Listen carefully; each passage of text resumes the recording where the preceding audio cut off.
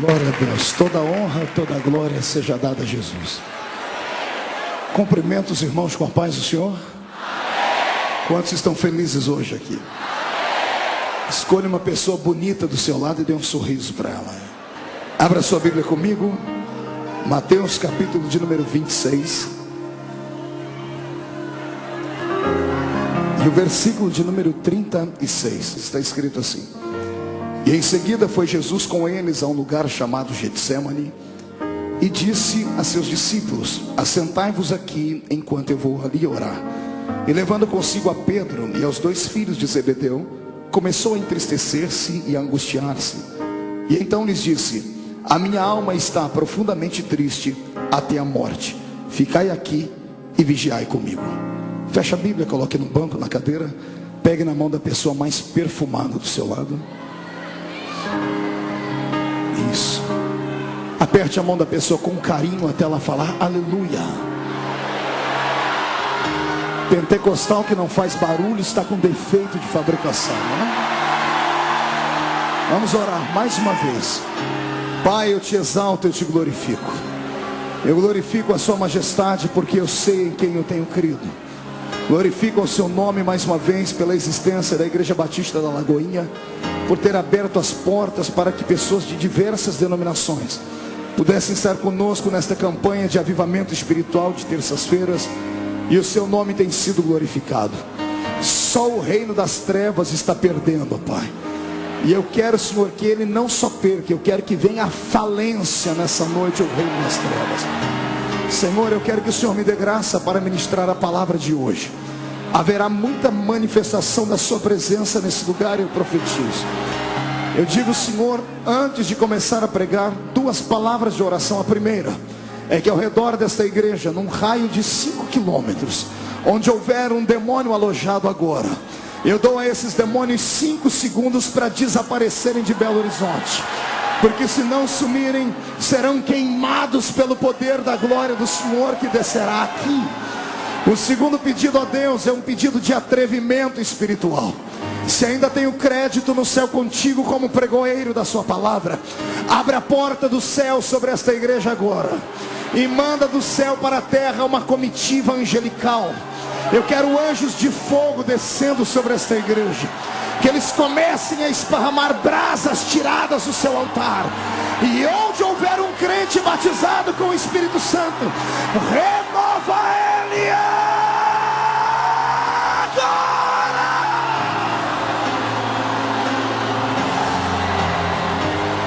Bashuri bicanto robala bashara macanda rabassuri bicanto. Fala conosco nessa noite, Senhor. Fala conosco. É o que eu te peço agora, em nome de Jesus. Amém e amém. Os que podem, tomem o seu assento, por gentileza. Senhoras e senhores, noiva do Cordeiro, simpatizantes da nossa fé, amigos que estão dentro e fora do templo, pessoas que gentilmente deixaram seus afazeres de hoje para adorarem a Jesus conosco aqui. Eu pedi a Deus uma palavra para esta noite, e o Senhor me deu uma palavra muito séria, muito forte. Uma palavra que vai mudar a sua existência, que vai fazer você entender qual é a função que tu tens no reino de Deus. O Senhor hoje vai fazer você caminhar pelo tapete da sua revelação. E eu profetizo que antes da metade dessa mensagem, você já não vai mais estar sentado aí, vai estar voando na presença do Deus de Israel. Quem acredita em palavra profética, dê um grito de glória. Eu também creio. Então vamos começar a mensagem. A mensagem de hoje tem um tema. Diga para o seu irmão: aperta o cinto, que vamos decolar agora. O tema dessa noite é esse: íntimos de Deus. Dá para repetir comigo? 1, 2, 3. Canto de olho para o irmão da esquerda, desconfiado. O da direita, olha lá atrás. O da frente, e responde para mim: você acha que o irmão que está do seu lado tem intimidade com Deus ou não? Vamos descobrir hoje aqui. O Senhor me deu um texto que é um dos textos mais belos e mais emocionantes da Bíblia Sagrada. A entrada de Jesus dentro do Getsemane. Momentos que antecederam o seu julgamento pela mão de Pilatos, pela mão de Herodes, pela mão de Anás, Caifás, pelo julgamento das pessoas, das massas, enfim. Momentos antes de tudo isso acontecer, o Senhor Jesus convidou os seus discípulos para subirem com ele ao monte da oração. Em um outro evangelho diz que o Senhor, tendo terminado de cantar um hino, convidou eles para subirem ao monte da oração. Um outro evangelho diz que o Senhor convidou todos os seus discípulos para estarem com ele orando. E aqui no evangelho que nós lemos de Mateus, mas de forma detalhada, o Senhor divide a sua oração em dois tempos. Primeiro ele leva todos os seus discípulos ao monte. Ele leva os 12, ou melhor, a história diz que foram apenas 11. Um dos 12 nesse dia arrumou um afazer. Deve ter dito a Jesus: Senhor, eu tenho que pagar uma duplicata no centro da cidade. Eu sou tesoureiro do grupo, não dá para ir. E por isso ele não foi. Judas, ele tinha outra coisa a fazer. Os 11 subiram com Jesus ao monte. Mas aqui no evangelho de Mateus, o Senhor disse que, convidando todos eles, ele deixou 8 deles parados em um canto. E disse: ficai aqui, porque eu vou mais à frente orar. E indo orar mais à frente, ele levou consigo 3 homens: Pedro, Tiago e João. Pedro e os 2 filhos de Zebedeu. Aqui começa a mensagem desta noite. Poderia o Filho de Deus fazer acepção entre os seus servos? Sim ou não? Jesus fazia acepção entre aqueles que o seguiam? Tinha uma escala, tinha uma hierarquia? Alguém era melhor do que alguém? Ele amava mais alguns do que a outros?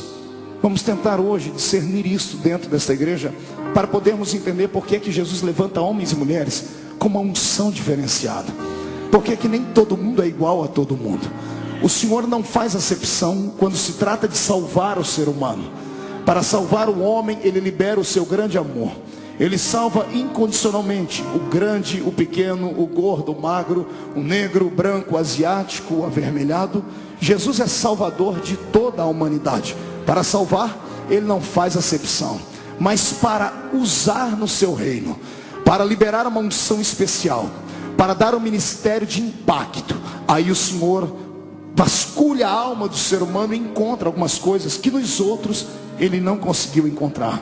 Deus hoje vai mostrar por que é que você é perseguido, por que é que você não consegue alcançar os seus sonhos, por que é que você já está crescendo, por que é que uns são quentes, outros são congelados. Vamos descobrir hoje aqui. Tudo é uma questão de intimidade com Jesus de Nazaré.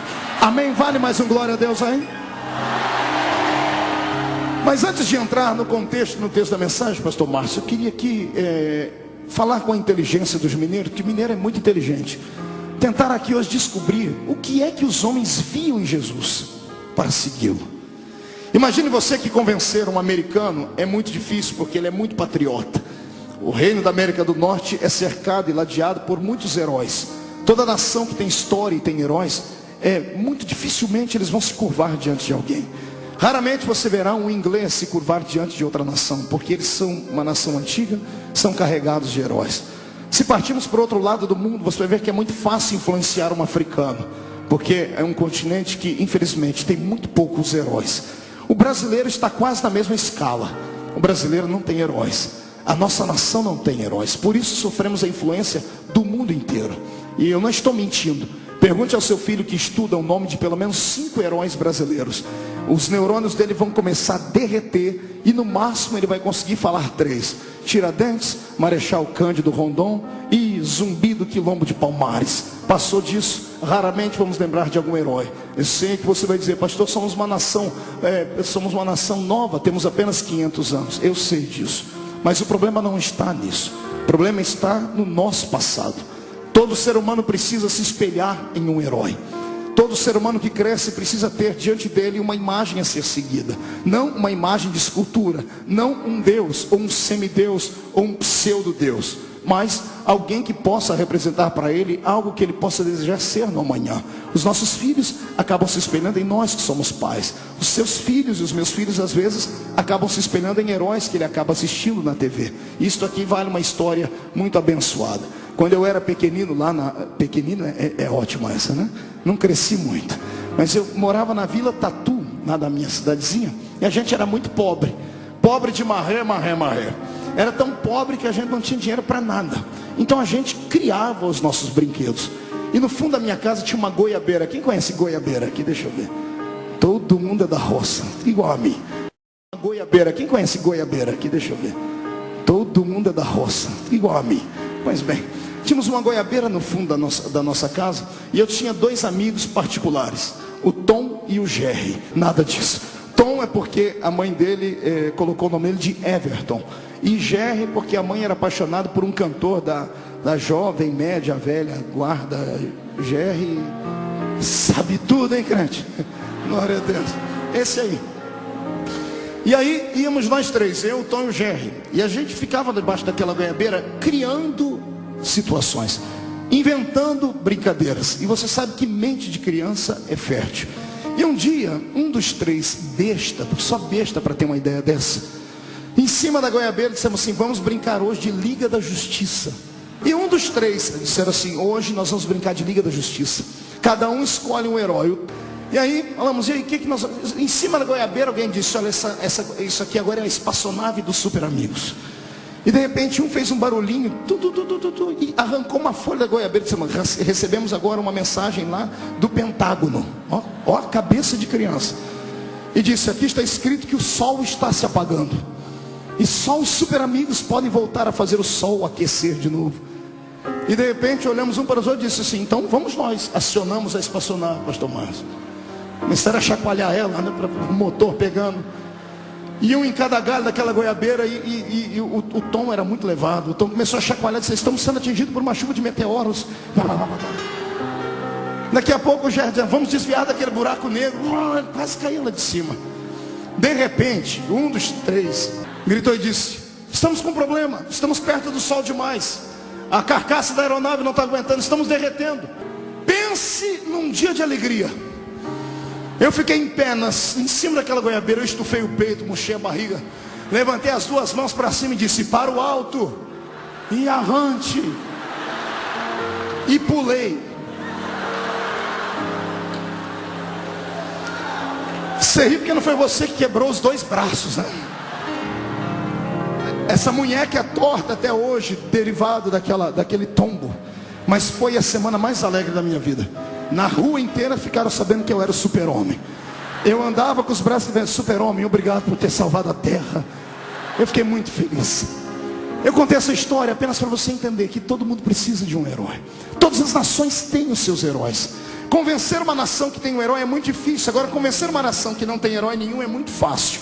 Convencer um judeu é impossível, a não ser que Deus esteja no negócio. Pergunte para mim por quê.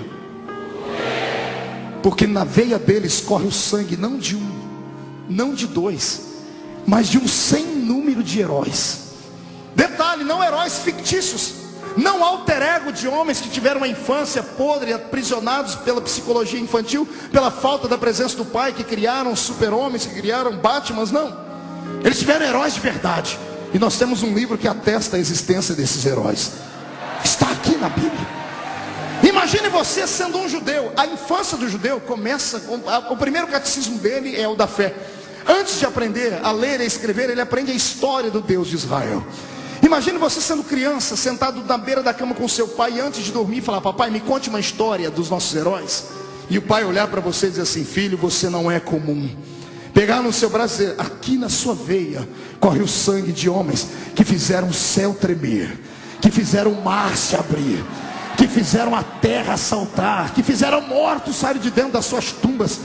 Todo garoto judeu crescia com seus olhos brilhantes. Por que é que você acha que todo judeu se dá bem em tudo que faz? Porque eles sabem no que eles creem. Eles têm lastro. Eles sabem que nasceram para a vitória e ponto final. Eu não conheço um judeu pobre. Se você conhecer algum, me apresente ele. Só todo judeu é inteligente. Eles estão sempre na frente de tudo. Por quê? Porque eles têm heróis a serem seguidos. Pastor, o que o senhor quer dizer com isso? Eu quero dizer que não são só eles que são inteligentes, não são só eles que são abençoados. Eu tenho aqui hoje o novo judaísmo santo. Eu tenho aqui o novo Israel. Se eles têm 1 milhão de heróis, nós não precisamos de 1 milhão, temos apenas um. Ele é maior do que todos os outros juntos. Ele coloca todos os outros no seu bolso. Ele é tão grande que os pés dele estão dentro da Batista da Lagoinha hoje, e o seu rosto está diante dos anjos que cantam: Santo, Santo é o Senhor dos exércitos.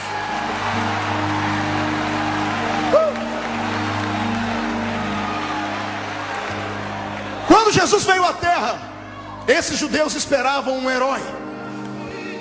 Só que não podia ser qualquer um, tinha que ser um herói maior do que Moisés. Tinha que ser um herói maior do que Jeremias, maior do que Ezequiel, maior do que Elias. E achar um herói maior do que esse povo não era fácil. Os discípulos que Jesus escolheu, todos eles eram especiais. Diga para o seu irmão aí do seu lado, eram especiais. O Senhor não chama ninguém que está simplesmente pensando em viver uma vida à lá vão ter. O Senhor só chama gente de propósito, gente inconformada com a vida que tem.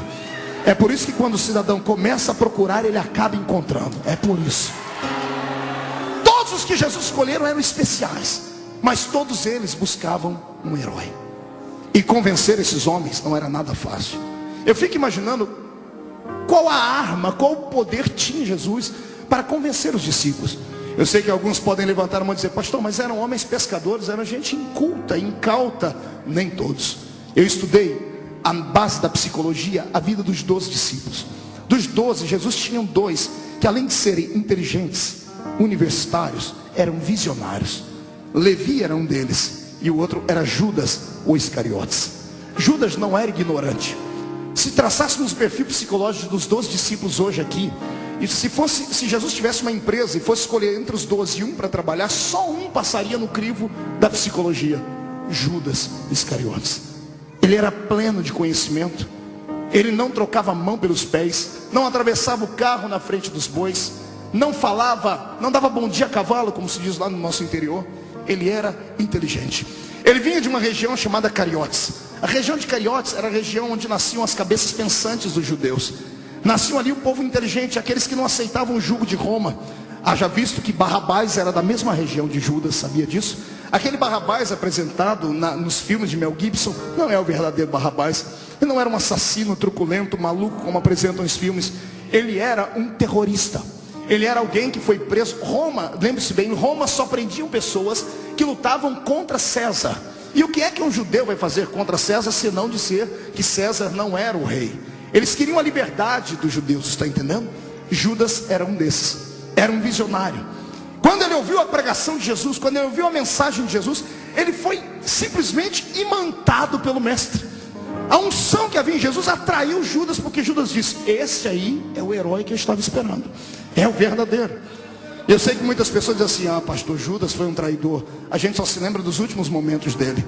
Mas Judas não foi traidor sempre. Judas se decepcionou com Jesus momentos antes de Jesus ser condenado a tudo que aconteceu. Judas se decepcionou com Jesus, como eu e você acabamos nos decepcionando no meio da caminhada. Somente naquele dia em que Jesus estava partindo o pão, quando ele disse: a minha hora é chegada, Judas desconfiou e descobriu que de fato ele não era o Messias que ele esperava, porque ele esperava alguém que fosse libertar Israel da mão dos judeus. E Jesus estava se despedindo deles, dizendo: estou morrendo, o meu reino não é dessa terra, é de outra terra. A inteligência de Judas pegou ele no final da história. Eu fico imaginando como foi que Jesus atraiu Levi. Bom, Levi a Bíblia conta como. Você pode tentar imaginar comigo. Entra comigo dentro de uma cidade. Imagine 200 cobradores de impostos. Quantos cobradores eu disse? Era esse grupo de qual Mateus, se transformado em Levi, chamado Mateus, pertencia. 200 cobradores de impostos, todos autorizados por Roma. Para ser um cobrador de impostos de Roma, você tinha que ter cursado economia na faculdade de Jerusalém. Ele era graduado, por isso trabalhava com o aval de Roma.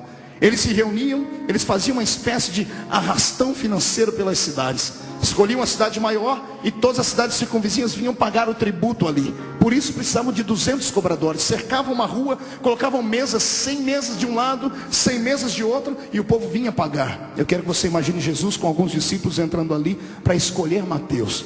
Imagine um universitário formado em economia, carteira assinada por César, tinha tudo, os seus dividendos, tinha dinheiro, tinha condição de sobreviver, tinha as 2 cidadanias, porque trabalhando para Roma, conquistou a cidadania romana, era judeu de coração, era um homem pleno, sábio. Quem conquista um homem desse? Quem engana um homem desse? Lá vem Jesus. Imagine 200 cobradores de impostos judeus, de barba, usando uniforme e o quipá na cabeça. 200 homens de barba, você vai achar que você está olhando para um espelho, porque todo mundo parece com todo mundo. E Jesus está vindo com os discípulos. Eu imagino que Senhor, vamos pagar ali, ó, aquela fila ali também. Nós, Jesus, não é ali que eu vou pagar, tem outra aqui, eu vou escolher uma outra mesa. Senhor, mas é tudo igual, a barba é igual, a roupa é igual, o que é igual. Eu imagino Jesus dizendo, mas o coração não é igual. Tem um aqui que é diferente. Eu imagino Jesus pagando tributo para aquele cobrador de impostos chamado Levi, ele devolvendo o troco, dando o recibo. E quando Jesus termina, Jesus pega o troco, olha para ele e diz assim, Levi, segue-me. E Jesus sai. Imagino, ele fala, calma aí, moço, o senhor me chamou do quê? Levi. O senhor não tem um crachá? Eu não moro nessa região. Como é que o senhor sabe o meu nome? Eu imagino Jesus dando um sorrisinho, dizendo assim, seu nome? Eu te conheço antes de você nascer. Eu sei o seu passado. Faço parte do seu presente. E se me seguir, eu mudo o seu futuro.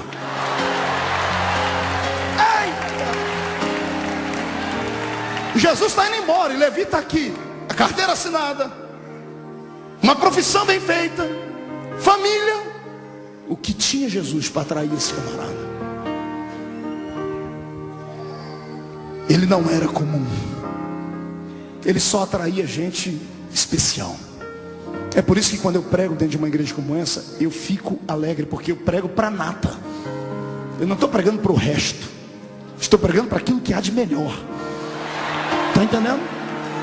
Eu provo para você que você é melhor. Quando Jesus quer revelar alguma coisa muito séria, muito importante, quando ele quer revelar o futuro para alguém nessa cidade, ele não procura a casa dos mais ricos, dos grandes magistrados, dos grandes políticos, só se for cheio do Espírito Santo. Jesus prefere subir o morro, prefere entrar na favela, prefere ir lá na casa do BNH. Ele prefere olhar para você com 2 dentes na boca, um para doer, o outro para abrir garrafa. Mas quando ele fala, filho, você diz, fala, Senhor, porque o teu servo... Mão direita para cima, então bate no peito até fazer barulho. Olha para o irmãozinho do seu lado, mas olha de cima para baixo agora. Diga para ele assim, ó, eu não sei você, mas eu sou especial. Diga, especial com E maiúsculo. Não fui eu quem escolhi ele, foi ele quem me escolheu. Só quem tem certeza disso, jogue a mão para cima,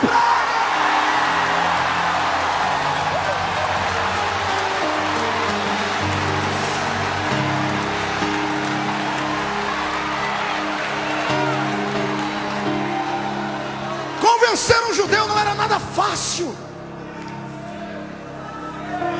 Imagine você, temos 12 discípulos, escolha um para você ser ele agora. Encarne um agora, no bom sentido da palavra. Escolha um discípulo para ser. Ninguém quer Judas. Olha que eu expliquei a história dele, contei, nem assim. O cargo de João já não cabe mais, e de Pedro também não. Todo mundo quer ser Pedro e João, né? Imagine você na pele de Tomé, criancinha no berço ou na cama. Tomé, vai dormir. Papai, conta uma história dos nossos heróis. Vou contar só uma.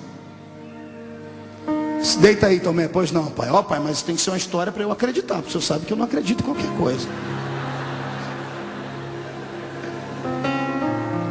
Tomé, nas suas veias corre o sangue de profetas.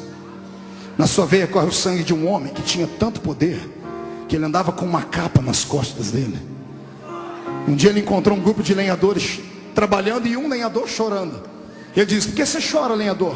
Porque o meu machado caiu na água, que não era nem meu, era do meu amigo que me emprestou. Minha família está passando fome. Além de não ter dinheiro para levar comida, eu não tenho como pagar o machado. Tomé, o seu herói, seu ancestral, pegou essa capa, rodou ela para cima e deu um grito. Onde está o Deus de um outro herói? Onde está o Deus de Elias? Eu disse, moço, cadê? Onde foi que o machado caiu? O senhor vai entrar dentro da água? O senhor sabe nadar? É claro que não. O senhor sabe respirar dentro da água? Não. Não pergunta, me diga onde é que está o machado. Está ali, senhor. Machado! Flutua. Os outros lenhadores param, o pai contando a história, enfeitando. Filho, os outros lenhadores pararam e começaram a rir. É louco esse cidadão? Ele não conhece a lei da gravidade. A lei da gravidade estabelecida pelo cosmos diz que tudo que é pesado fica embaixo.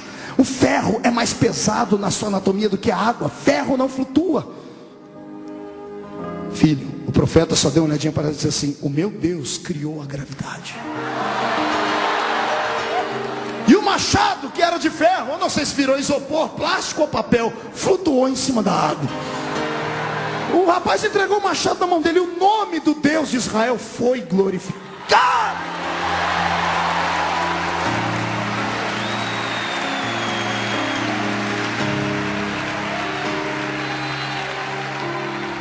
Imagine você sendo André. André tinha um coração amoroso, se entregava fácil. Papai, me conta uma história, mas eu quero uma história diferente, eu quero uma história para o coração. Filho, vou te contar uma. Israel não teve só heróis, Israel teve heroínas. Cadê as mulheres? Não vão dar um grito não? Como é que é, papai? Heroínas? Mas as mulheres na nossa sociedade, na nossa fé, não tem muito valor. De fato, filho, mas teve vezes que elas foram decisivas na história de Deus. Teve uma, filha, que virou heroína com quase 90 anos. O nome dela era Débora. Ela estava em cima das palmeiras, e o herói da época fracassou, ficou frouxo. Não tinha coragem de descer para possuir os vales. E o Senhor disse assim: Débora, chama o herói da época e dá-lhe um couro, Débora. E Débora chamou ele, lá vem o herói todo bambambam, filho. Chega ele, Baraque, é o nome dele, o homem do trovão. Baraque, o homem do trovão. Eu disse: Débora, você me chamou aqui, velhinha, para me dar, vovozinha, a senhora vai me dar um bolinho de fubá? Não. Um cachecol? Não. A senhora me chamou aqui para dizer que a senhora queria ter um filho como eu? Não. Para que a senhora me chamou aqui? Para te chamar de covarde, calça curta e frouxo. O Senhor mandou você possuir a terra, e você está com medo de 900 carrinhos de ferro lá embaixo. Mas Débora, são 900 carrinhos de ferro. O seu Deus pode transformar ferro em sucata, Baraque.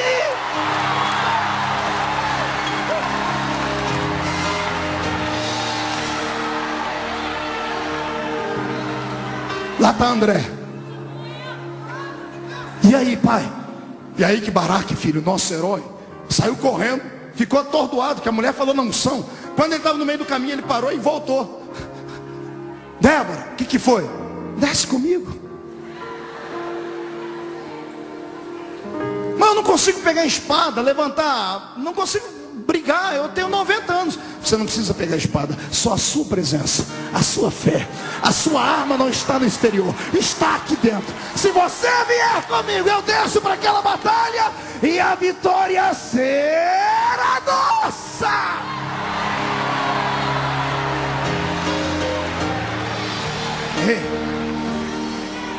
Pense você ser um deles, que cresceu ouvindo histórias de que viria um homem que não seria só um homem, maior que Moisés, maior que Elias. E chegou esse homem. Ele chegou de mansinho, como chega o mineiro, comendo pelas beiradas, quietinho, não é assim? Bem do jeitinho de vocês, como quem não quer nada. Foi se aproximando, revelou o nome de um aqui, falou sobre uma pesca ali, deu uma outra profissão a outro, disse assim: se você me seguir, eu te dou outro tipo de profissão. Estava todo mundo angustiado, ninguém suportava mais o jugo de Roma. A religião judaica estava falida, era uma religião só de palavras perdidas, faltava essência de vida. Os sacerdotes tinham 2 pesos e 2 medidas. Se fosse um rico aristocrata judeu que levasse 12 juntas de bois de oferta, ele era ovacionado, era aplaudido, era amado. Se fosse uma viúva com uma flor de farinha na palma da mão, ela era simplesmente humilhada e rejeitada. E de repente aparece ele, e ele começa a caminhar, e todos eles saem com ele, todos desconfiados, com o pé atrás, porque ele ainda não tinha se revelado. Aí Jesus começa a se revelar. Vem comigo, vem para uma das histórias mais lindas que você já ouviu. Jesus diz assim: gente, vamos iniciar o nosso ministério. Eu quero uma cruzada, uma grande cruzada. Anuncie na cidade que coisas extraordinárias vão acontecer. Diga que há profeta em Israel agora. Mas Senhor, mas vai acontecer. Fale que vai acontecer. Onde vai ser a cruzada? No pé daquele monte. Eu vou pregar um sermão. Esparrame o nome do sermão: o sermão da montanha. Esparrame ele. Daqui a pouco vem a multidão, 5.000 homens, fora mulheres e crianças, 15.000 pessoas. E Jesus se empolga, pregador parecendo pastor Marco, agarra o microfone e não solta mais. E ele começa a pregar 10 minutos, 15, 1 hora, 2, 6 horas, André. A mensagem de Jesus era uma mensagem espada, comprida, mas não era chata, cortava mesmo. e pregando. Daqui a pouco um barulho no meio da multidão. Glória a Deus, pastor. Não. Língua estranha? Não, um barulho estranho. Pergunte que barulho. 15 mil estômagos roncando de fome.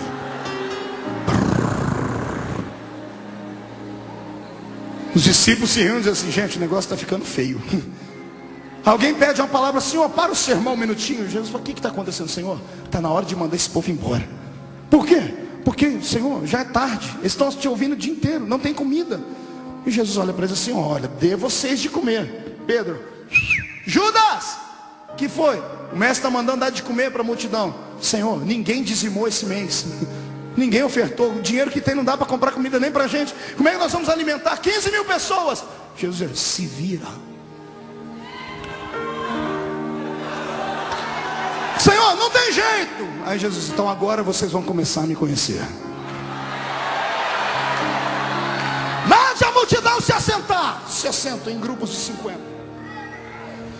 Grite no meio da multidão: quem é que tem comida aí? Tomé diz: Senhor, uma hora dessa ninguém tem mais comida não. Pergunte, não custa perguntar. E os discípulos: alguém tem comida? Alguém tem alguma coisa de comer? E de repente lá no meio da multidão levanta um rapazinho. A Bíblia diz que era um rapazinho. E ele diz assim: olha, eu tenho 5 pães e 2. Não, faz igual, fala igual está na Bíblia. Faz biquinho e tudo. 5 pães e 2. Que lindinho. Por que você acha que a Bíblia diz 5 pães e 2 peixinhos? Rapaz, na linguagem dos judeus, rapazinho, era uma criança de 10, 11, 12 anos de idade. O que aquele garoto tinha era uma lancheirinha. A mãe saiu para ouvir Jesus pregar e levou a criança junto e fez uma lancheirinha para ele. E criança encontra outra criança e ficam brincando. O menino não estava prestando atenção na mensagem, estava brincando com as outras crianças. De repente se aproxima da mãe, esqueceu de comer. Você sabe como é que é criança levada: brinca, esquece até de comer. E de repente, quando alguém pergunta: alguém tem comida? Levanta a mãozinha do garoto: eu tenho, Senhor. Eu não sei quem foi, se foi Pedro, se foi Tiago, eu sei. O que você tem aí, garoto? 5 pães e 2 peixinhos. Deixa eu ver. Bom, é de comer. Senhor, fale. Consegui. O que? 5 pães e 2 peixinhos. Traga aqui. Então o problema está resolvido. Senhor, o que foi? Os 5 pães que eu falei, eu tenho que explicar. O que não é pão bengala. Era lanche de criança, concorda comigo ou não? Diga para o seu irmão: era 5 pãezinhos assim e 2 peixinhos. Ei, é peixinhos, não é dourado. Era lambari. Sério. Aí Jesus pega e diz assim: gente, vamos começar o processo do milagre. O que, Senhor? Milagre. Vocês entraram na escola de milagres. Se aproximem aqui, vejam como é que funciona. Eu imagino 2 começando: gente, alguém já acha um lugar para a gente sair correndo? Veja a melhor maneira da gente escapar. Já cerque, veja se alguém arrume um burro, um jumento, um cavalo, um negócio, porque vai virar tumulto isso aqui. E Jesus, empolgado, pega os pães, os peixinhos, afaga a cabeça do garoto, pega o primeiro peixe e divide em 2. A senhora aqui da frente, para a senhora um pedacinho, a senhora para o outro. Alguém aqui do lado de Jesus cochichando, dizendo: Senhor, falta 5 pães e 1 peixinho. Ele pega o peixinho e reparte esse pedaço para o Senhor. Senhor, 5 pães. Jesus pega a primeira bisnaguinha 7 boys e parte no meio. Um pedacinho para a senhora, um pedacinho para o Senhor. Senhor, 4 pães. Sinal de alerta: arrume o caminho, nós temos que fugir daqui. Mais um, Senhor, 3 pães. Mais um, Senhor, 2. Mais um, Senhor. Que foi? Desespero. Só tem um. Jesus fala, eu imagino Jesus falando: era aqui que eu queria chegar.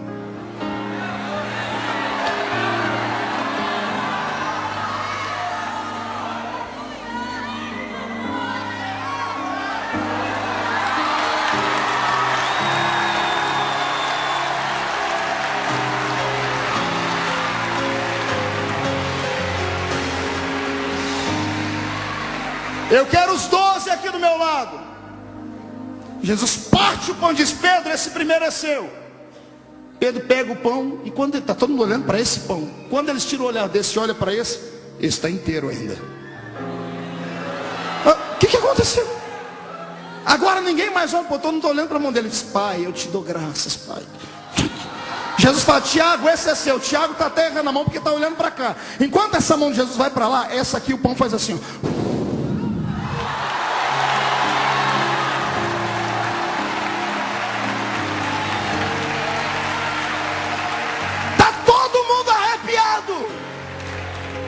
Ele repartiu o pão e agora tem 13 pedaços de pães. Quantos pães? 12 na mão dos discípulos e 1 na mão dele. E agora? Jesus vai dizer assim: gente, me ajuda. Ajudar o que, senhor? Vamos fazer milagre. Mas senhor, a gente não sabe não. Ei, vocês não precisam saber, vocês estão perto de mim, eu ensino. É assim, ó, pega o pão, faz assim, ó, graças te dou, graças te dou. Pedro, cresceu aqui, cresceu aqui. Tiago, cresceu aqui também. Cresceu aqui.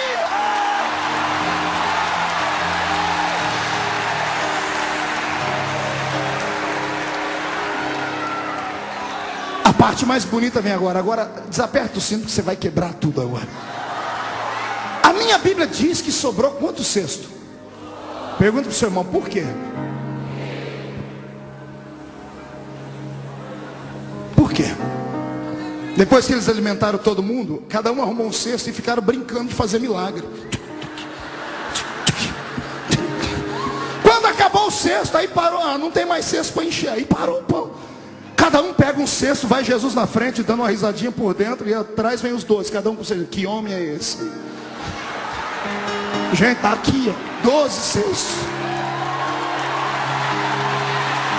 Ai, Jesus! Eu profetizo na autoridade do Mestre, que a unção de fazer milagres que Ele liberou sobre aqueles discípulos, vem sobre a minha geração. Agora!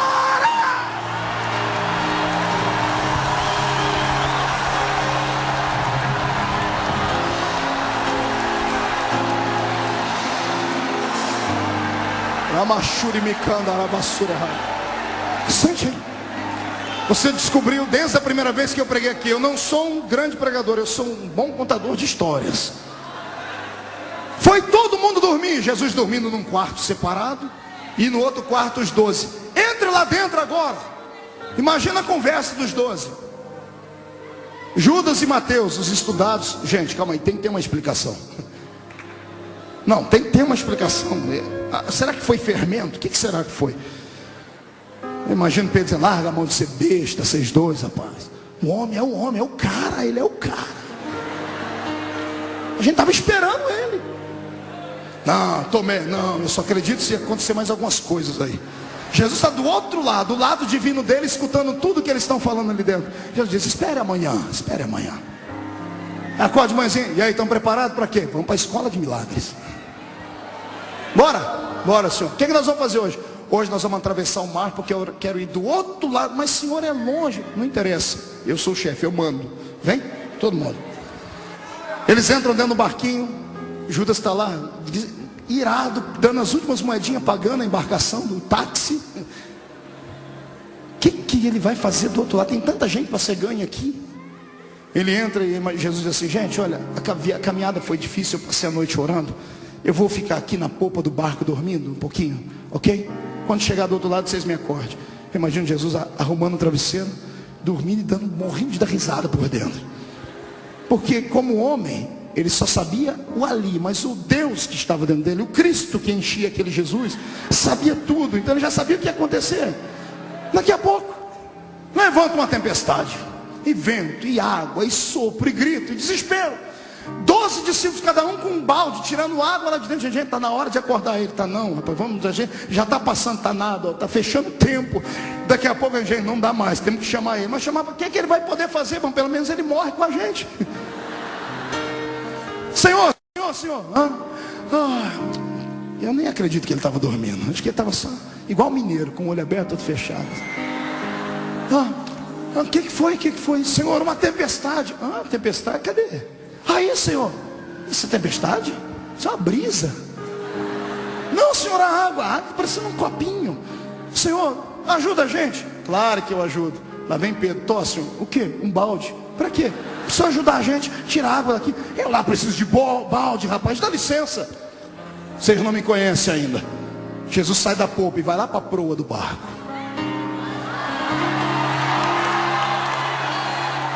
Ele está na proa do barco. Eles são de corda. Ele ri, mas que se matava. Vai ter um ataque cardíaco neles agora. Todo mundo lá, um agarrado no outro. Ai, agora? Confessando todos os pecados. Jesus levanta as duas mãos para o céu.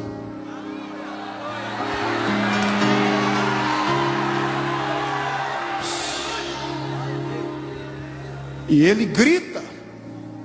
Ele ordena.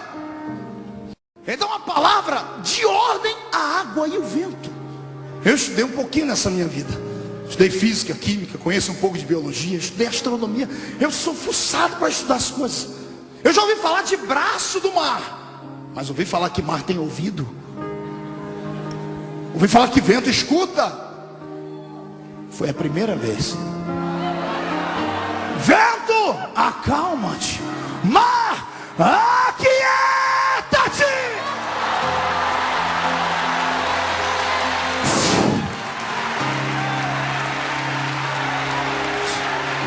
Parou tudo. Ele vira para trás. Posso dormir agora, senhores? Homens de pouca fé. Lá vai ele, se ajeita no travesseiro. E os 12 estão lá. Que homem é esse? Que até o vento e o mar obedecem.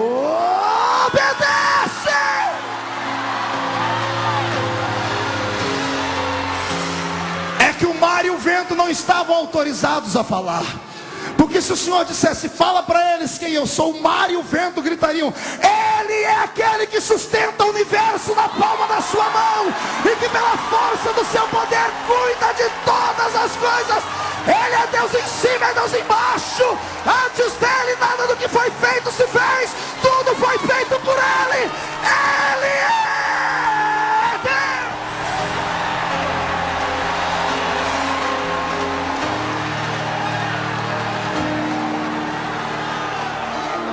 Pastor Márcio, eles até esqueceram o que foi fazer do outro lado do mar.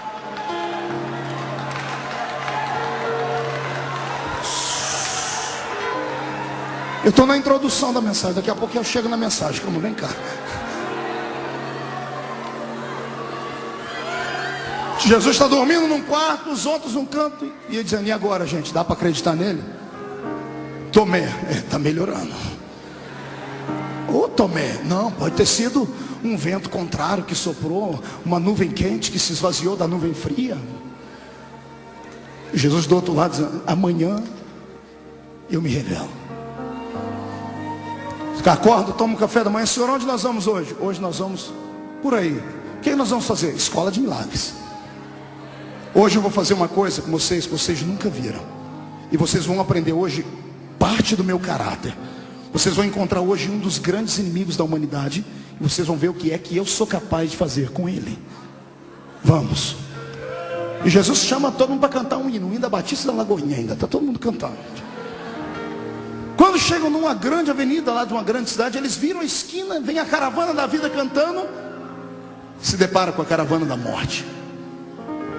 A caravana da morte vem trazendo um féretro dentro de um esquife.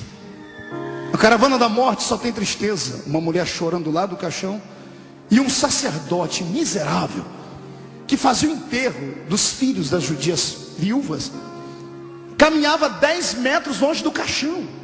Sabia disso? Aprenda. Quantos metros o sacerdote andava longe do caixão?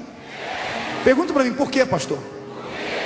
Porque o sacerdote era muito puro e santo, não tocava em coisa morta, queria acelerar o processo do enterro do defunto, não se preocupava com o coração da pessoa que ficou. E quando Jesus entra, ele entra na frente do cortejo fúnebre. Ele olha para trás, não tem mais ninguém, todo mundo saiu de perto, porque a lei é universal, mundial. Todo mundo sabe que quando um cortejo fúnebre está andando, todos têm que abrir espaço para passar. Respeito não por quem foi, mas por quem ficou, que está ficando sozinho. Jesus não sai da frente. Volta todo mundo aqui, Senhor, mas vamos ser presos. Ninguém é preso perto de mim, volte. Vou ensinar vocês hoje o que é que eu faço com a morte quando eu encontro ela. Só vou dar um recadinho para você. Você já se perguntou por que na crucificação Jesus morreu primeiro do que os outros dois?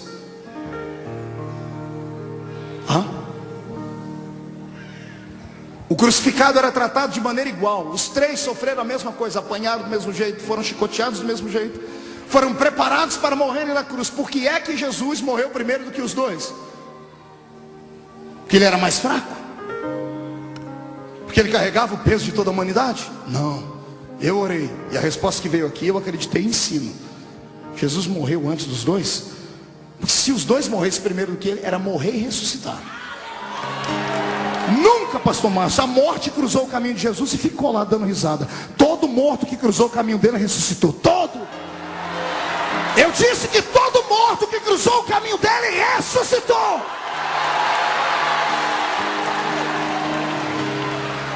Então, para não ter que ficar ressuscitando de fundo, porque perto de ninguém fica muito dizendo assim, vou eu primeiro. Voltando à história.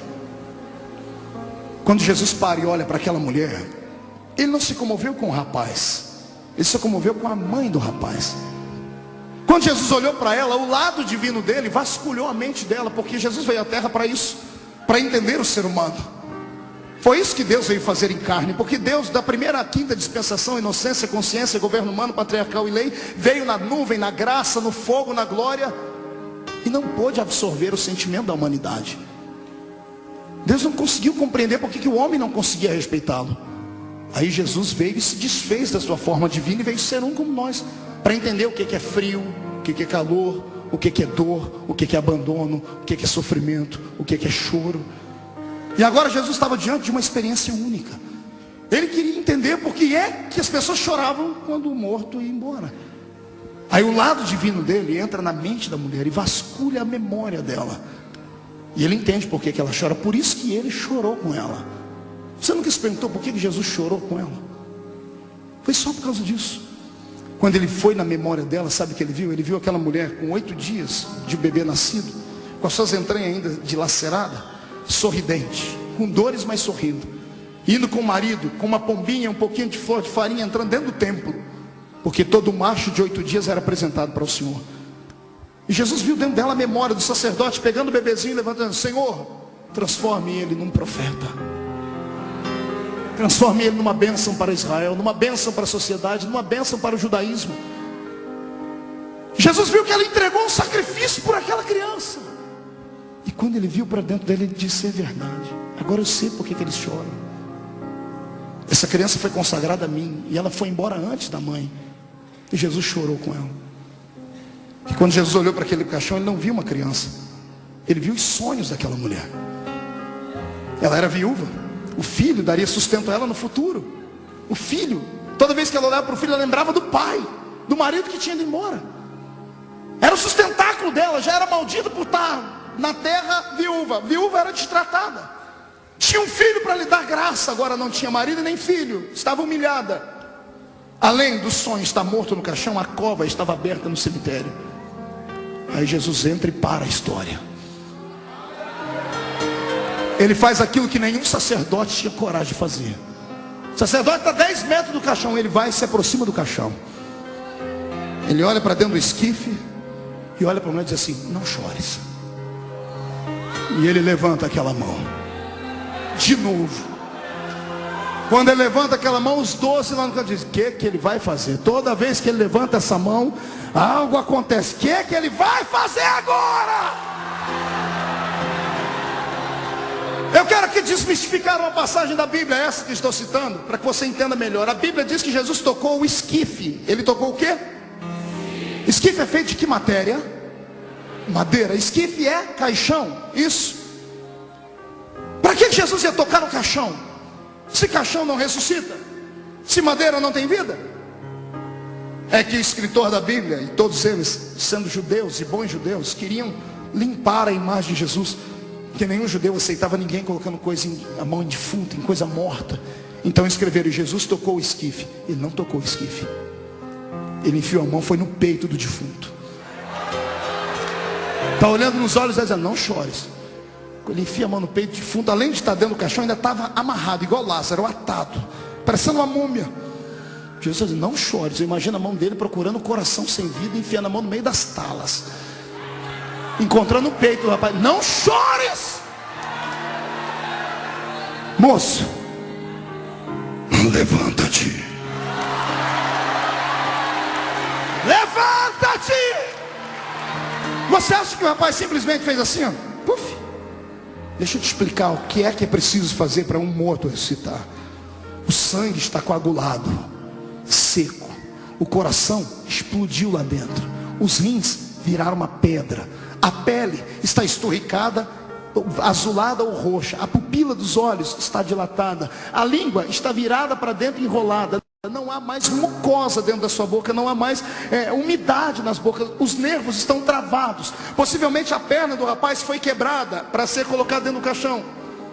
Quando Jesus disse, moço, levanta-te, a vida teve que dar um jeito de entrar nele. O sangue vai ficando líquido de novo. Um calor desce do céu. O hálito de Deus cai dentro da boca do rapaz. A pele seca começa a ficar volumosa. Os ossos quebrados se juntam. Os olhos voltam a ficar normal. A língua solta. E o rapaz senta.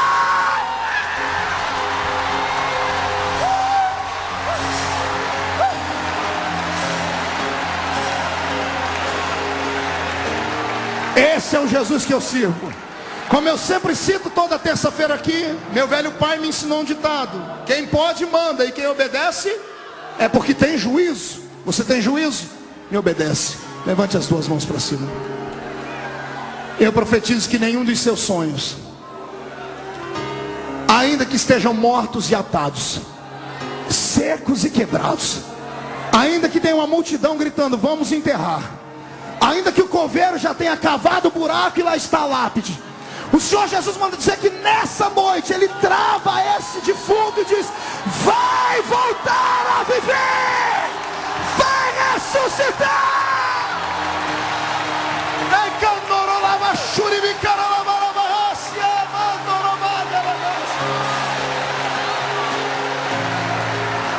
Recebe de volta o seu sonho.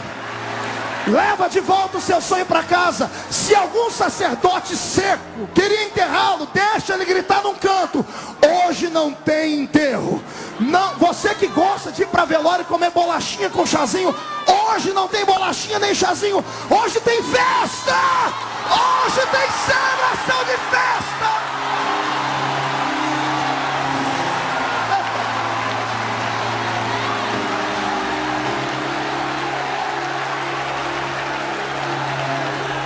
Olhe para o irmão do seu lado e pergunte para ele, depois disso, você ia acreditar que ele era um herói? Responda para o seu irmão. Contra fatos não há argumento. Ele era o Messias. Ele era o Messias.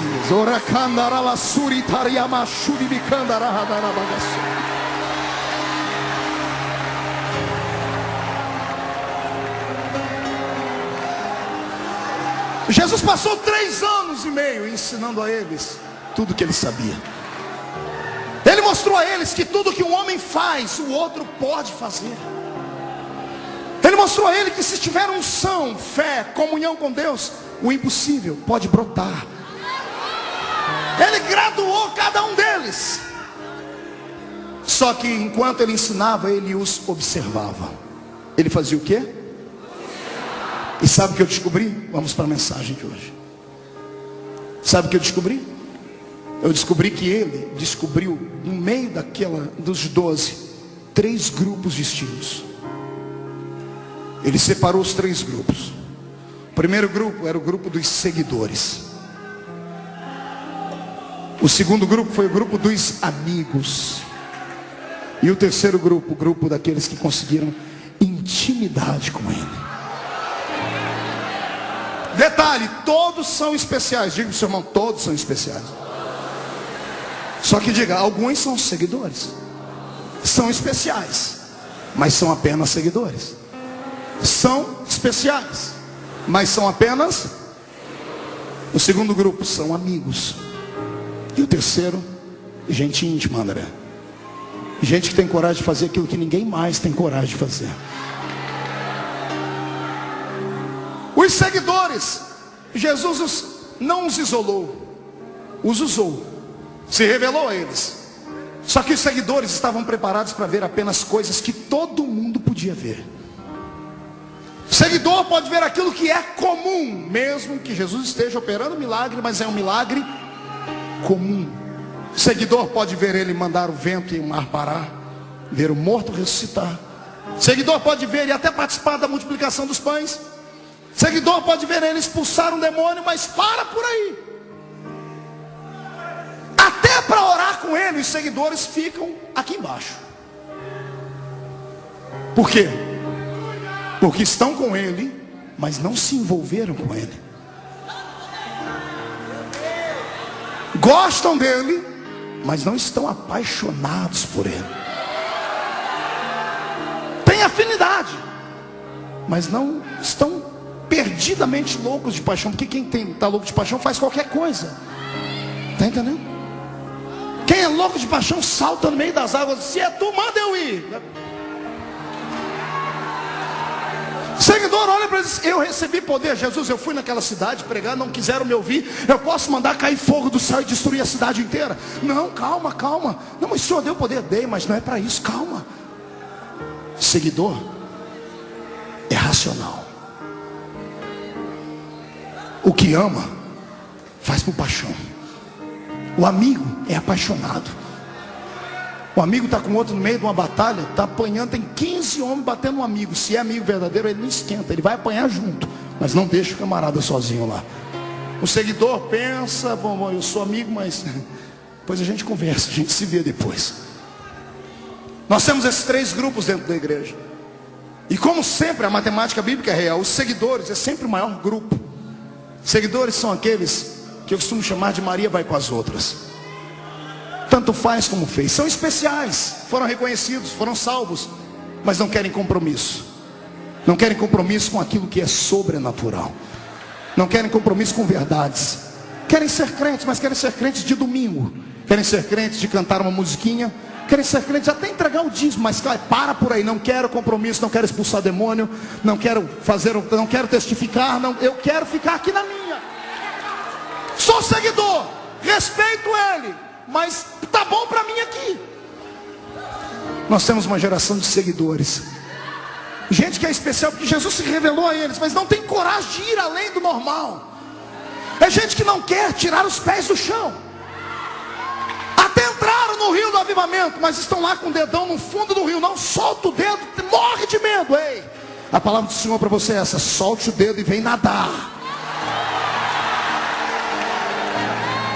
O seguidor tem medo de profundidade. Gosta do status, mas tem medo de profundidade. Sabe por que nós não operamos mais milagres? Só temos seguidores. Só seguidores. Temos enfeites de igreja. Prepare 2 guarda-costas para sair comigo daqui. Seguidores, a igreja está cheia de seguidores. Só gente que do jeito que veio vai. Gente que quer negociar com ele. Gente que está perto dele só para ver milagrezinhos. E quando vê um milagrezinho aplaude.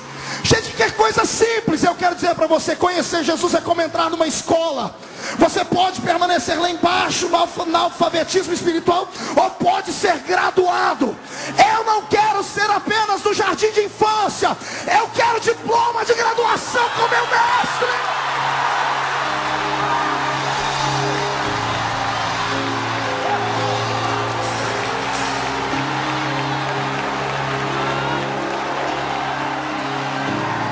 Pastor, pois não.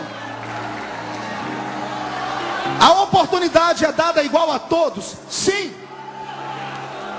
Quando ele chamou a mim, chamou a você, chamou o pastor Márcio, chamou a todos, ele nos chamou para um propósito. A diferença entre a minha vida e a sua é que eu tive coragem. A diferença entre você e grandes ministérios é que eles tiveram coragem. Não se importaram em apanhar, em ser perseguido, em ser chamado de louco, de fanático, de desequilibrado. Não tiveram medo de apanhar de gente que está na mídia, na televisão, no jornal. Não tiveram medo. Gente que estava cheia de propósito na alma. Eu não sou seguidor apenas, eu quero marcar o tempo. Existem 2 tipos de crentes aqui dentro dessa noite: aqueles que vivem para ser influenciados e aqueles que querem influenciar.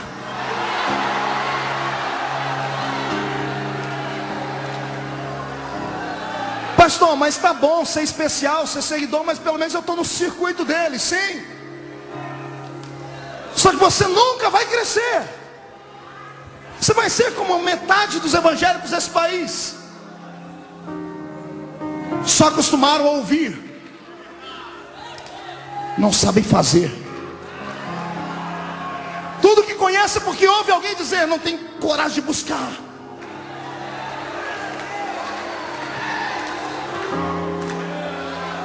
Chega de ser seguidor apenas.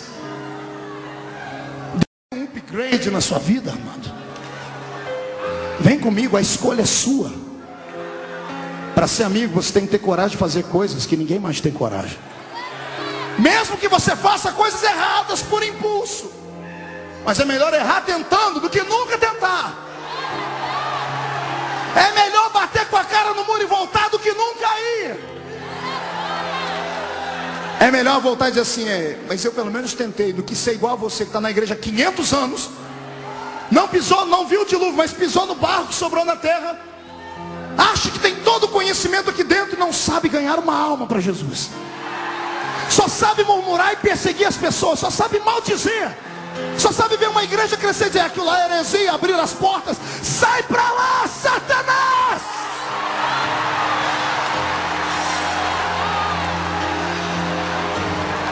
Faça a diferença. Ei, quer que Deus faça algo na sua vida que Ele nunca fez?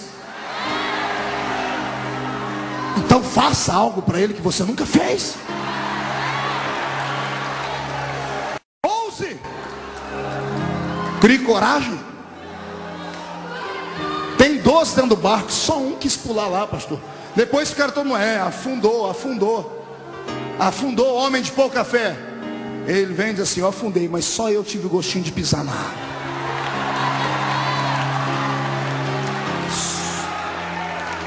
Todo mundo reclama do Jacó aleijado. Olha lá o aleijadinho, ó, agarrou o anjo e saiu aleijado. Estou aleijado, mas recebi minha bênção.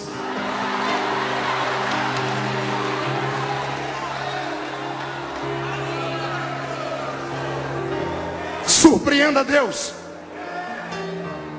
Surpreenda a Deus. Chame a atenção dele. Paulo diz que nós somos um livro aberto, sim ou não? Sim. Que tipo de livro é você? Romancezinho, barato? Um gibi? Historinha para boi dormir? Ou você é um livro cheio de emoções? Livro que é dramáticozinho, a gente lê e põe lá. Livro técnico, cheio de palavras escalafobéticas. A gente lê, dá sono e guarda. Quando o livro tem história, a gente lê e quer ler ele até o final. Seja um livro que Deus tenha prazer em ler. Seja alguém que ponha Deus em dificuldade. Mostre para Deus, pastor, como? Invoque a presença dos milagres na sua vida. Dê trabalho para Deus. Ministra sobre a sua casa, sobre o seu vizinho, sobre o seu trabalho. Toma posse da terra. Sai dessa vida pobre e seca. Vem prosperar.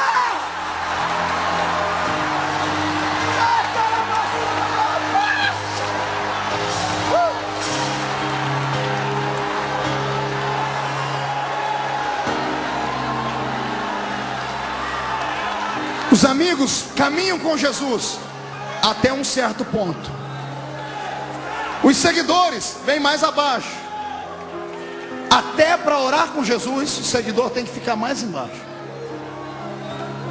Tem 8 aqui. Jesus diz, vocês fiquem aqui. Eu vou ali para frente orar. Amigos. Jesus tinha 3 amigos. Nome deles? Aqui embaixo fala Pedro, Tiago, lá em cima João. 1, 2, 3, nome dos amigos de Jesus? Digo para o seu irmão, os restantes eram especiais, mas eram seguidores apenas. Pastor, o que amigo recebe? Além de ser repreendido, amigo vai mais longe com ele. A revelação é mais profunda. Seguidores veem só milagres simples. Amigos, Jesus olha para eles assim, hoje eu vou revelar uma coisa muito profunda. Venham comigo, lá vem os 12. Pare, 9 e volte para trás. Eu quero só os que estão preparados para vir comigo. Pedro, Tiago e João, vem. Os outros ficam e eles sobem. O que ele vai fazer? Eles chegam em cima do monte e Jesus diz assim: fiquem os 3 aqui. Eu imagino Jesus dizendo: não corram, não gritem, não desesperem, não desmaiem, fiquem aqui, fiquem me olhando. E Jesus se afasta deles. Está dando para me ver? Sim, Senhor. Olha o que eu revelo para amigos. Ele abre os 2 braços e começa a flutuar. Começa a brilhar como reflexo do sol. O corpo dele é transformado num corpo glorificado. Ele está lá em cima voando, está os 3, um agarrado, o outro tremendo, querendo cair. Ele falou para não cair. Se ele está revelando é porque ele viu alguma coisa na gente. Senhor, Senhor, deixa a gente dobrar o joelho. Vai, dobra. Os 3. Eu imagino Pedro, Tiago e João. O que é isso? Ele voa. Meu super-herói voa.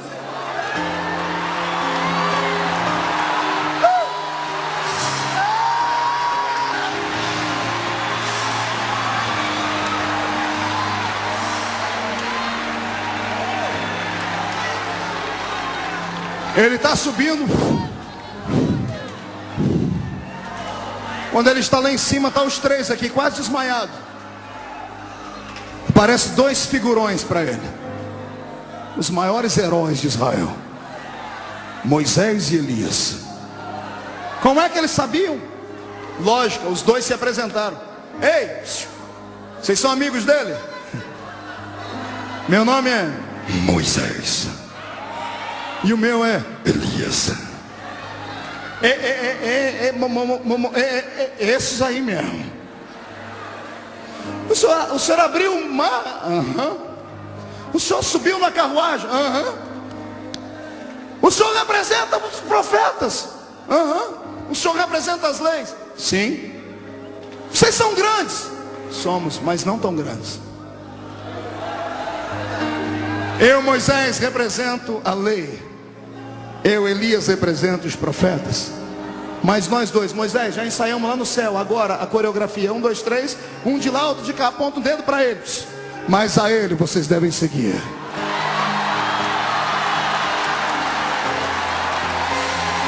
Ele é maior do que os profetas. Ele é maior do que a lei. Ele é a graça.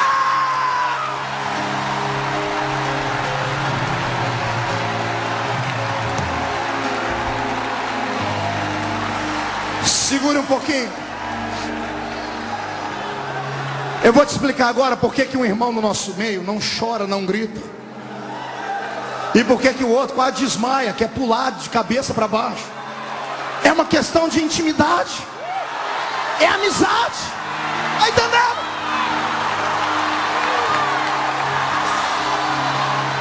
É só isso.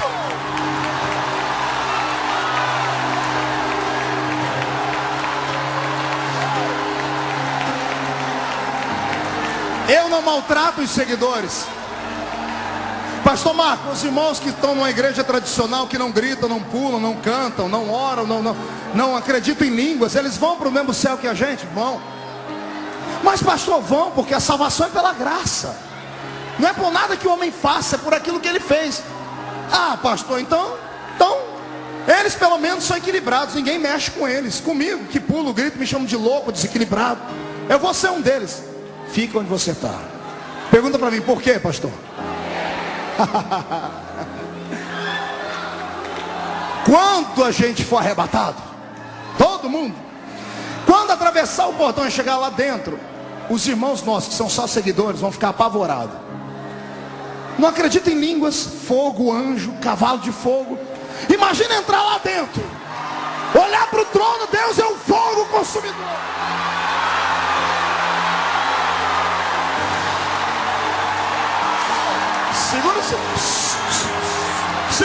Segura.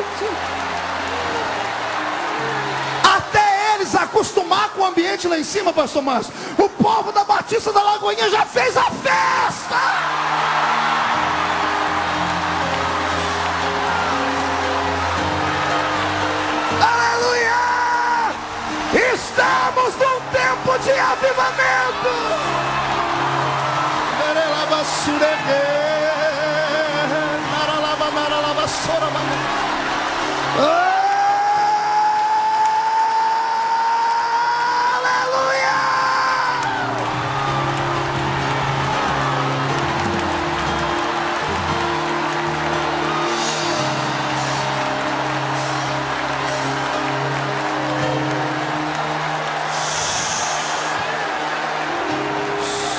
Segure um pouquinho.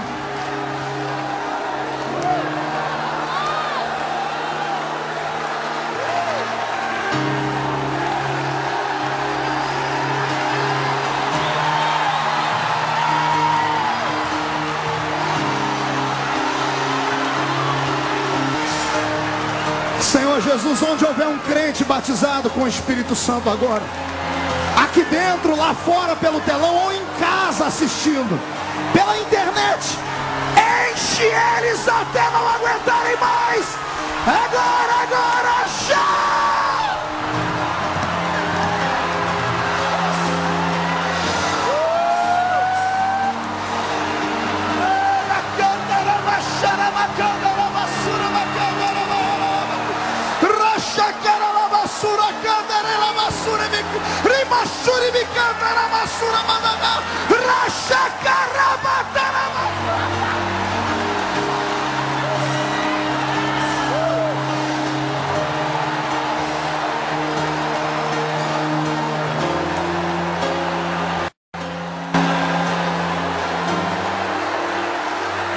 Íntimos de Deus. Segure um pouquinho. Sente.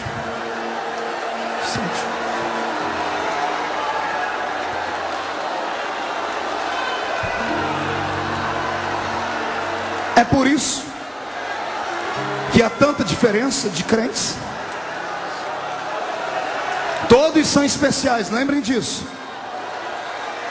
Todos de todas as denominações são especiais, mas a maioria são só seguidores. Alguns são amigos. Esses que são amigos enxergam o céu pelo lado de dentro, recebem revelações que ninguém mais recebe, e não tem o que falar. Vai fazer o quê? O cidadão pagou o preço, buscou, acreditou, devorou a Bíblia, jejuou, pediu, bateu. Jesus pegou e abriu e deu para ele. Não adianta ficar com inveja. Pode perseguir, pode escrever o nome da pessoa, não pode execrar de uma denominação. O dom Jesus deu e ponto final. O cidadão é amigo de Deus. É amigo.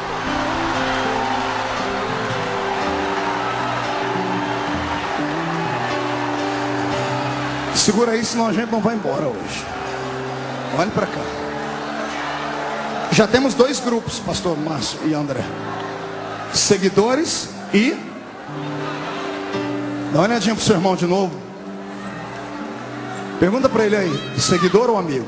Diga, lembre, todo mundo é especial. De uma forma ou de outra a gente entra lá. Olhe para mim. Seguidores e amigos. Segure só um pouquinho. Agora eu vou te mostrar como faz para chegar no auge e ser íntimo de Deus.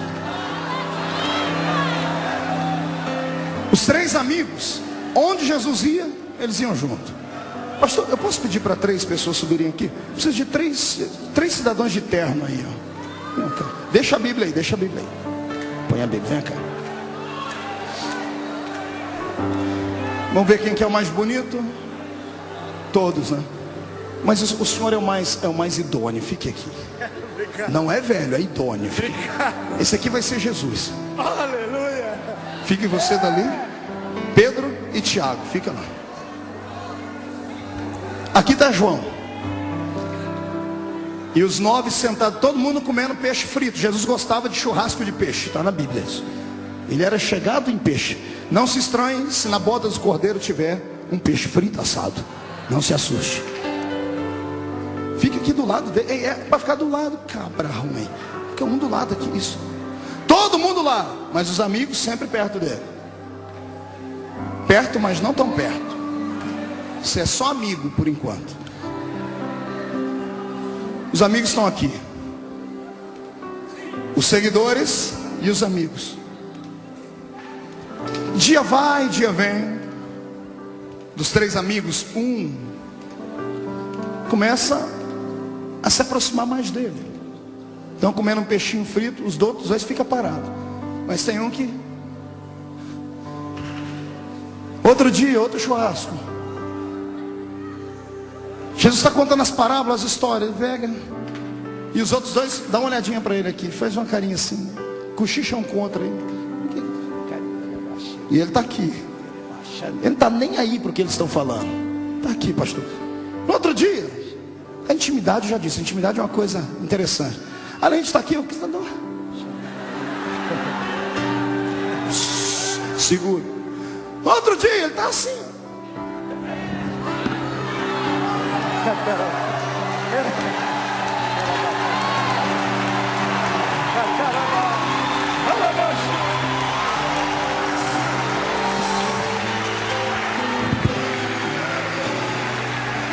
Pergunte para mim, pastor, fazer isso fala assim, diga para mim, pastor, fazer isso é fácil.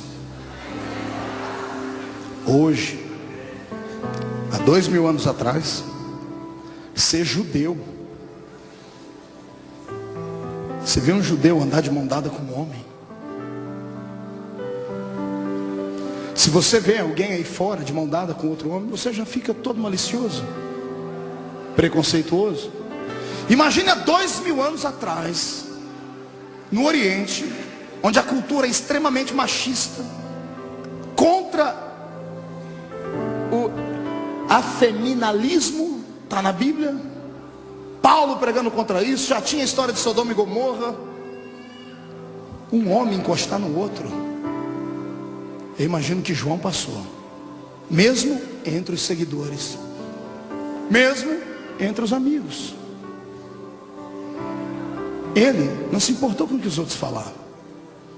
Devem ter chamado ele de pederastra. Devem ter chamado ele de diferente, estranho.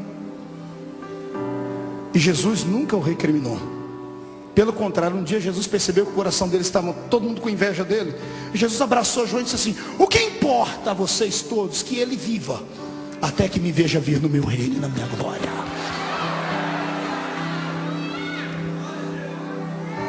Seguidores e amigos todos tiveram morte truculenta.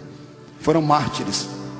Ajudaram a fazer o nosso movimento crescer. O sangue deles foi semente em terra fértil. Louvado seja Deus pela vida daqueles homens que faleceram, com exceção, é claro, de Judas, mas que depois teve o seu cargo ocupado por um outro. Todos, sem exceção, foram martirizados. Seguidores e amigos. Mas aquele que ficou íntimo, a morte não conseguia pegar ele. Ele pastoreou Éfeso. Ele ensinou as igrejas. Ele que começou o ministério dele cheio como um evangelista. Senhor, eu quero mandar fogo naquela cidade e destruir. Quando ficou bem velhinho, ficou tão amigo de Jesus que ficou parecido com ele. Ficou tão íntimo que ficou parecido com Jesus. E disse assim: filhinhos, não pequeis, mas se pecar, fiquem tranquilos. Temos um advogado para com o Pai. Vocês conseguem imaginar ele, que hora antes queria destruir uma cidade, porque não ouviram ele pregar agora? Ele está dizendo assim: ó, se você pecar, Jesus vai te ajudar. Ele ficou parecido com Jesus. A morte não levava ele. Ele tem 90 anos de idade. O imperador de Roma resolve encarar ele, dizendo assim: ei, vai parar de adorar esse Jesus ou não? Ele disse: é claro que não. Mas eu vou te matar. Faça isso logo. Eu já caí da escada, já naufraguei, já caí de cima. Ninguém me mata, eu não morro. Você não morre por quê? Porque eu sou íntimo dele.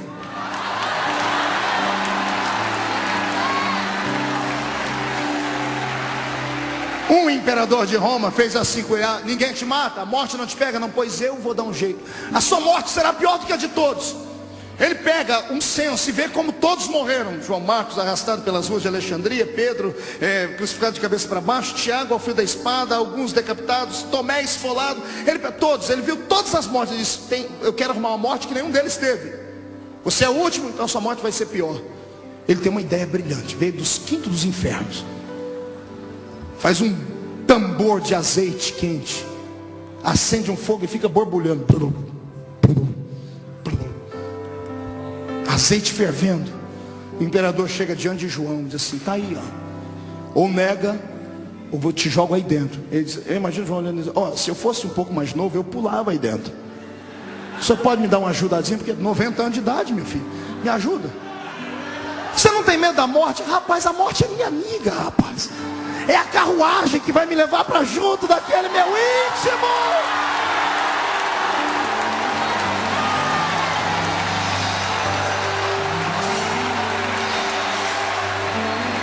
A tradição diz que quando jogaram João lá dentro, espanto para todo mundo, a primeira sessão de bronzeamento artificial da história, a primeira sessão de hidratamento, e morra de inveja a irmã que é vaidosa, que fica hidratando a pelezinha.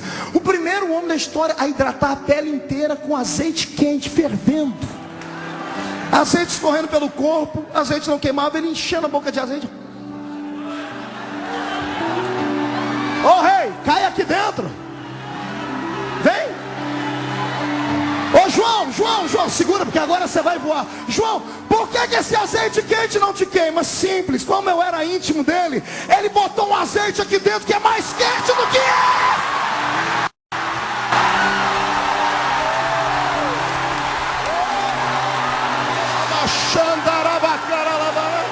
recebe um pouquinho desse azeite aí.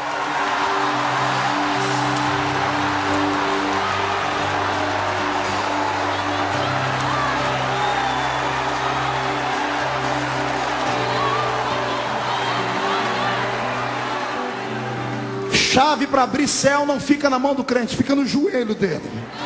Botou o joelho no chão, a porta se abre. Aí ele diz: eu estava de joelhos quando eu ouvi uma voz por detrás de mim, e eu virei para ver quem era. Era o meu íntimo.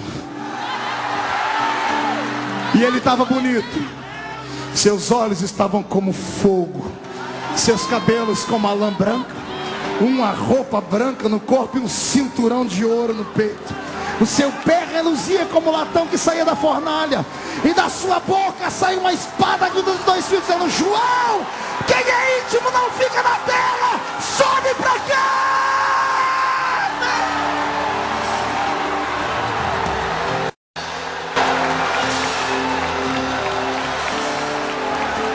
Fique de pé comigo, igreja do Senhor.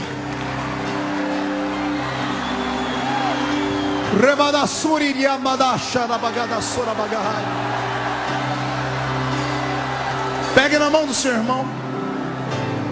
André, prepara aquela música do milagre para cantar. Pegue na mão do seu irmão.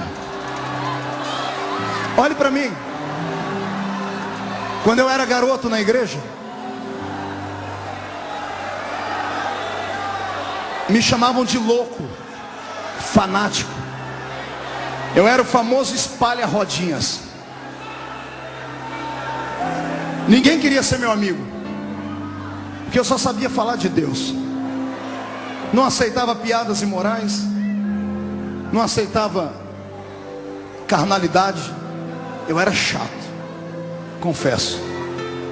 Mas eu não era porque eu queria ser, é porque eu sabia o que eu não queria ser. Eu não queria ser mais um. Tudo custa um preço. Está entendendo? A unção, a única coisa de graça que temos no reino é a salvação. De graça para a gente, porque alguém pagou um preço alto. A unção de Deus custa caro. Quer unção? Está preparado para ser excluído do hall de amizades? Um dia, pastor Márcio, André, Nívia, eu entrei dentro da igreja desesperado, porque eu me senti sozinho. Eu tinha 16 anos. Madrugada, Eu comecei a chorar, eu disse: Deus, por que eu não posso ser igual aos meus amigos? Eles vão jogar bola, eles vão pro cinema, eles vão namorar, vão paquerar, vão fazer um monte de coisas. Por que eu não posso ser igual a eles? Não que isso seja errado, está entendendo? Tem coisas que Deus exige de você que não vai exigir de mim. Tem coisas que Deus vai exigir de outras pessoas, não vai exigir de você. Eu conheço a história do pastor Márcio, de um tempo que ele andou descalço aí na terra. Deus exigiu isso dele. Ele não transformou isso numa doutrina. Chamaram ele de louco, não é, pastor? Eu imagino. Tem coisas que Deus exige de você. E Deus exigiu de mim uma separação. Eu chorava, dizia: Deus, por que eu não posso ser igual a eles? O Espírito do Senhor veio numa madrugada e falou no meu ouvido: porque eles nunca serão igual a você.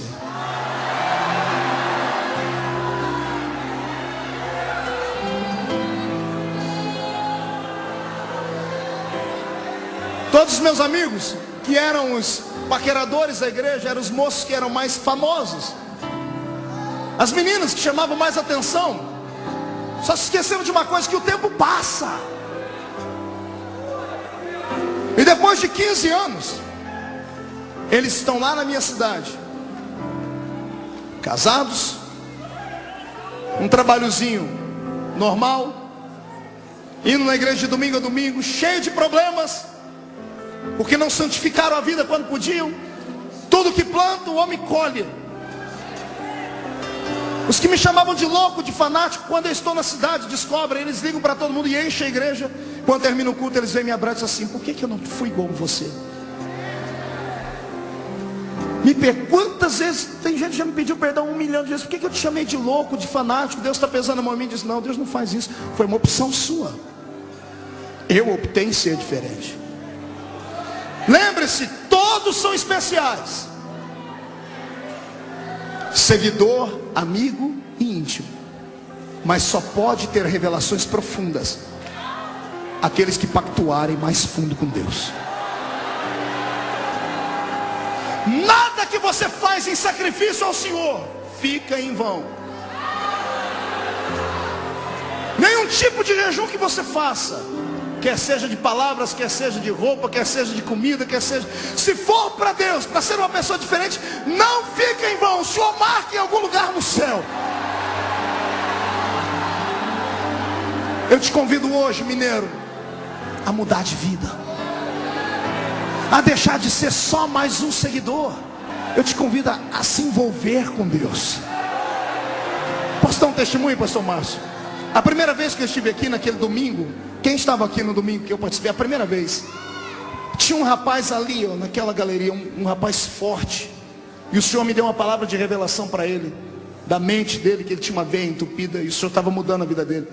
Hoje, quando eu cheguei de manhãzinha hoje em casa, de São Paulo, eu moro no interior, eu moro a 500 quilômetros de São Paulo, estou dentro do escritório, de repente eu vejo um rapaz sentado lá. Eu falei: eu te conheço. Ele já começou a chorar: pastor, sou eu aquele rapaz que há 2 meses atrás, lá na Batista. Eu falei: o que você veio fazer aqui, rapaz? Eu vim mostrar para o senhor o exame, ó.